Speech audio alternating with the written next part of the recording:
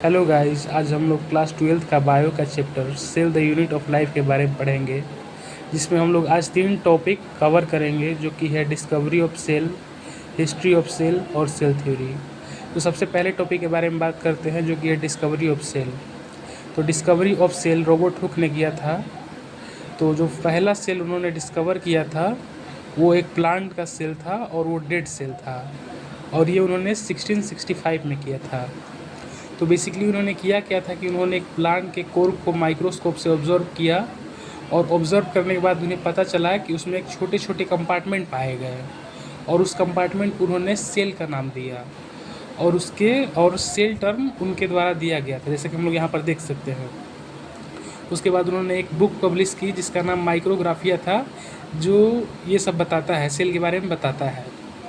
और उसके बाद एंटोन वॉन लीeuwenhoek नाम के एक साइंटिस्ट है जिन्होंने discovery of first living cell की थी। जैसा कि हम लोगों ने यहाँ पे देखा, जो रॉबर्ट हुक थे उन्होंने डेड सेल की डिस्कवरी की, और इन्होंने discovery of first living cell की थी, जो कि 1674 में हुआ था। अब आगे बात करते हैं। तो यहाँ हम लोग देख सकते हैं कि रॉबर्ट ब्राउन एक साइंटिस्ट थे जिन्होंने डिस्कवरी ऑफ न्यूक्लियस किया, जो 1831 में हुआ। तो यहाँ पे हम लोग ने देखा कि फर्स्ट सेल जो डिस्कवर किया गया था वो रॉबर्ट हुक के द्वारा किया गया था, जो कि एक डेड सेल था। और जो फर्स्ट लिविंग सेल डिस्कवर किया गया था वो एंटोन वॉन लीeuwenhoek के द्वारा किया गया था, जो कि 1674 में हुआ था। तो यहाँ तक हम लोग ने देख लिया है। अब हम लोग बात करते हैं सेल थ्योरी के बारे में। तो जो सेल थ्योरी थी वो सिल्ड्रेन और स्वान द्वारा दी गई थी। ये दोनों जर्मन साइंटिस्ट थे। जो सिल्ड्रेन थे वो एक बोटनिस्ट थे। अब यहाँ पर हम लोग बोटनी के बारे में बात कर लेते हैं।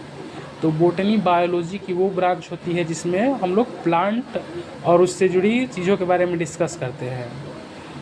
तो उन चिल्ड्रेन जो थे उन्होंने प्लांट के बारे में बताया कि plant are composed of cell and cell product, जो प्लांट होते हैं वो सेल से बने होते हैं और सेल के प्रोडक्ट से बने हुए होते हैं। और स्वान जो जर्मन जूलॉजिस्ट थे 1839 में, उन्होंने भी सेल थ्योरी दी थी। तो यहाँ पर सबसे पहले हम लोग जूलॉजी के बारे में पढ़ लेते हैं।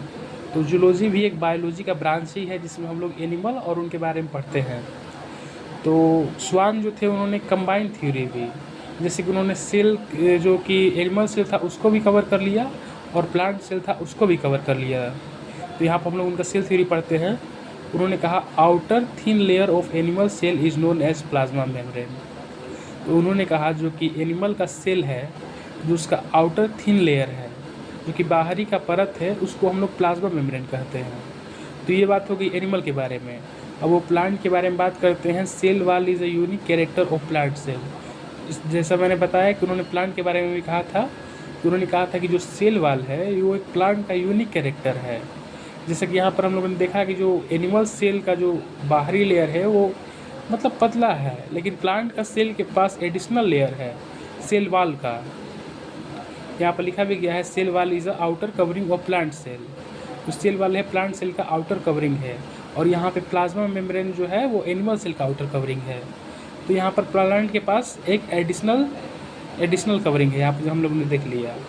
अब उसके बाद उन्होंने दोनों को कंबाइन करके कहा कि animal and plant are composed of cell and cell product. तो हम लोगों ने देखा, उन्होंने कहा कि जो एनिमल और प्लांट है वो सेल और सेल प्रोडक्ट से बने हुए हैं।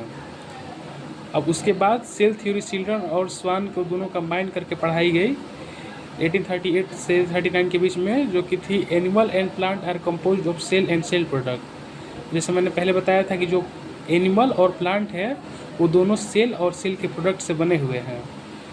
तो आइए अब आगे बात करते हैं। तो जहाँ तक हम लोग ने सेल थ्योरी के बारे में बात कर ली थी, तो अब यहाँ पर सेल थ्योरी का कुछ लिमिटेशन आने लगा। जो चिल्ड्रन और स्वान द्वारा दी गई थी वो सेल डिवीज़न को एक्सप्लेन नहीं कर पा रही थी कि कैसे न्यू सेल बनते हैं। तो उसके लिए सेल थ्योरी को मॉडिफाई किया गया था और मॉडर्न सेल थ्योरी आई। और जिन्होंने सेल थ्योरी को मॉडिफाई किया था उनका नाम रुडोल्फ विर्चो था, जो 1855 में मॉडिफाई किया गया। उन्होंने बस कुछ वर्ड बोले जो कि थी ओमनी सेलुला ई सेलुला। अब इसका मतलब होता है कि all new cell arise from pre existing cell by cell division. तो उन्होंने इस सेल डिवीज़न को अच्छी तरह से समझा दिया, जिसमें है कि जो भी नए सेल होते हैं वो पुराने सेल से ही बनते हैं, सेल डिवीज़न की प्रोसेस से। अब जो सेल थ्योरी है वो अप्लाई केवल लिविंग ऑर्गेनिज्म को होती है, जैसे मोनेरा हो गया, प्रोटिस्टा हो गया, फंगाई हो गया, प्लांटी हो गया, एनिमलिया हो गया। इनको हम लोग बायोलॉजिकल क्लासिफिकेशन में डिस्कस करेंगे। और जो सेल थ्योरी जो नॉट एप्लीकेबल थी वो वायरस पर, वायरवाइड पर और प्रियन पर थी। इसका मतलब जो सेलुलर फॉर्म में नहीं थे वो सेल थ्योरी को फॉलो नहीं कर रहे थे, बस बेसिक सी बात थी। तो आज का टॉपिक हम लोग ने कवर कर लिया है। अब कुछ क्वेश्चन देख लेते हैं। तो ये क्वेश्चन रहा, cell wall is a unique character of plant cell, statement given by. जो सेल वाल है वो प्लांट सेल का यूनिक कैरेक्टर है, ये स्टेटमेंट किसके द्वारा दिया गया था? तो स्वान के द्वारा दिया गया था। आगे का क्वेश्चन है, ओमनी सेलुला ई सेलुला स्टेटमेंट किसके द्वारा दिया गया था? तो रूडोल्फ विर्चो के द्वारा दिया गया था 1855 में। तो हम लोगों ने क्वेश्चन भी डिस्कस कर लिया है। तो अब के लास्ट टॉपिक पर डिस्कशन कर लेते हैं, जो कि है first cell discover by Robert Hooke और first living cell discover by Anton von Leeuwenhoek. तो आज का टॉपिक ख़त्म होता है। अब कल से हम लोग सेल के शेप, सेल के साइज और प्रोकैरियोटिक और यूकैरियोटिक सेल के डिफरेंस के बारे में पढ़ेंगे। तो आज के लिए थैंक यू।